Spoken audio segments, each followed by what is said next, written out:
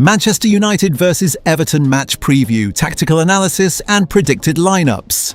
Weekend clash Manchester United. Welcome Everton this weekend in a Premier League encounter that carries significant weight for both sides.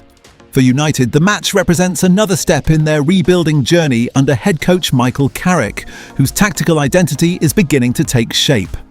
For Everton, it is a test of resilience, discipline and survival instincts against a side rich in attacking quality and positional structure. This preview explores everything from tactical systems and player roles to predicted lineups and key matchups that could decide the contest. Match context and importance. Manchester United come into this weekend fixture with renewed confidence. Performances have improved in structure, balance and intensity, even if consistency remains a work in progress. Carrick's philosophy is becoming clearer: controlled possession, intelligent pressing and vertical attacking transitions. Everton, meanwhile, remain a physically robust side that thrives on disrupting rhythm.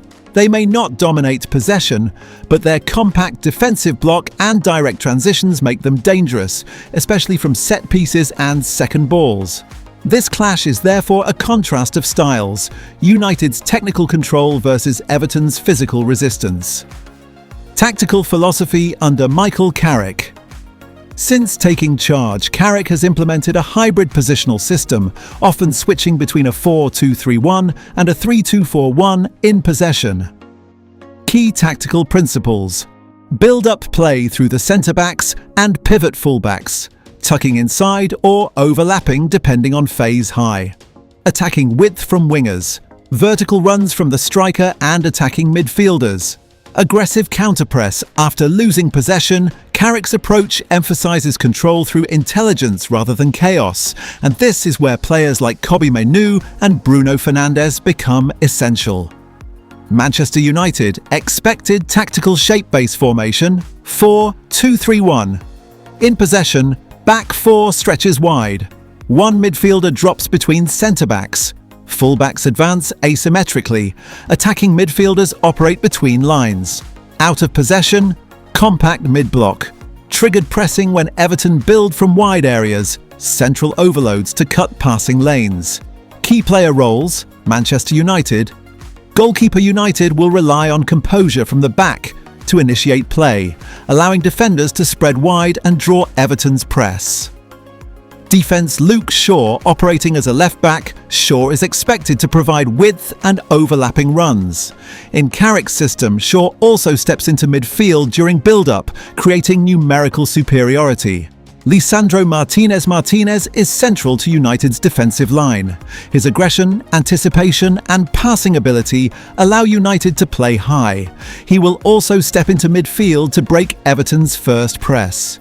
René Yoro offers pace and calmness. Against Everton's direct style, his ability to recover and defend transitions will be crucial. Diogo Dalot, Darugo. Dalot is expected to invert into midfield, supporting ball circulation and preventing counter-attacks. Midfield core: Kobbie Mainoo. Mainoo is the heartbeat of Carrick's midfield. His role will be to dictate tempo, evade pressure and connect defense to attack. Expect him to drop deep and progress the ball vertically. Bruno Fernandes operates as the creative engine. He will roam between the lines, attempt early forward passes and arrive late in the box. His pressing intensity also sets the tone.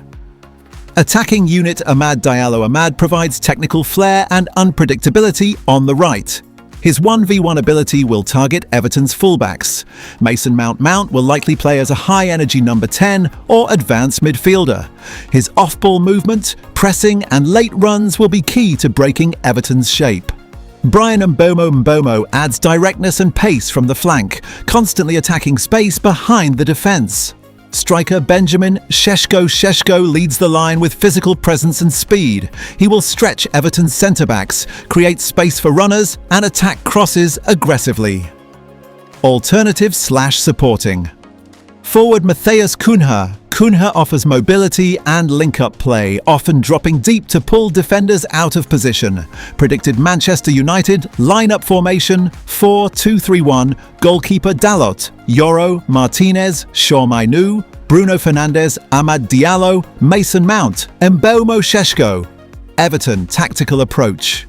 Everton are expected to line up in a 4-4-1-1 or 4-5-1, focusing on compact defensive blocks, physical duels in midfield, long balls toward the striker, set-piece opportunities. They will likely concede possession and aim to frustrate United, hoping to capitalise on mistakes or second balls. Key tactical battles: 1. Mainu versus Everton midfield. If Mainu escapes pressure, United control the game.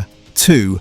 United wingers versus Everton. Fullbacks Amad and Mbeumo can destabilise Everton with pace and dribbling. 3. Set pieces, Everton's biggest threat. United must stay disciplined. Match outlook and prediction.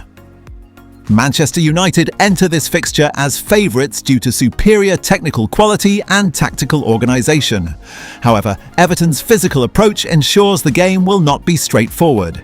If United score early, the match could open up significantly. If Everton hold firm in the first half, frustration may grow. Predicted score: Manchester United 2-0, Everton goals likely coming from a structured attacking move, a transition or set-piece situation. Final thoughts. This weekend's encounter is another important test of Michael Carrick's evolving Manchester United project.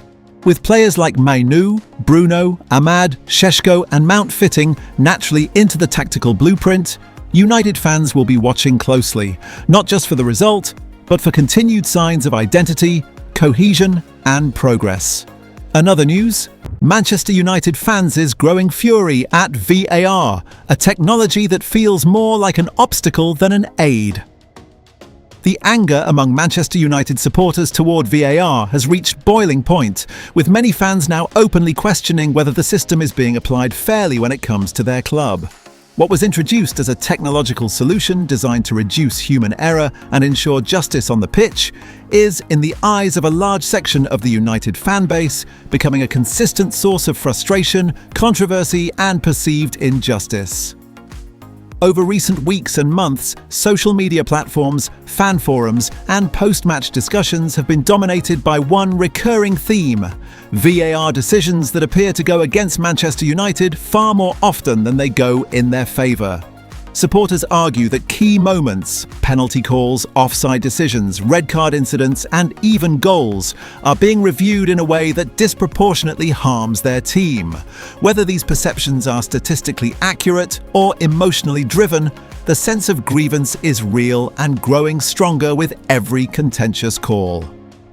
The promise of VAR versus the reality on the pitch. When video assistant referee was introduced into top-level football, including competitions such as the Premier League, the objective was clear: reduce clear and obvious errors, protect referees from making game-changing mistakes, and ensure that results are decided by players rather than officiating controversies. In theory, VAR was meant to bring calm, clarity and consistency. However, for Manchester United fans, the reality feels very different.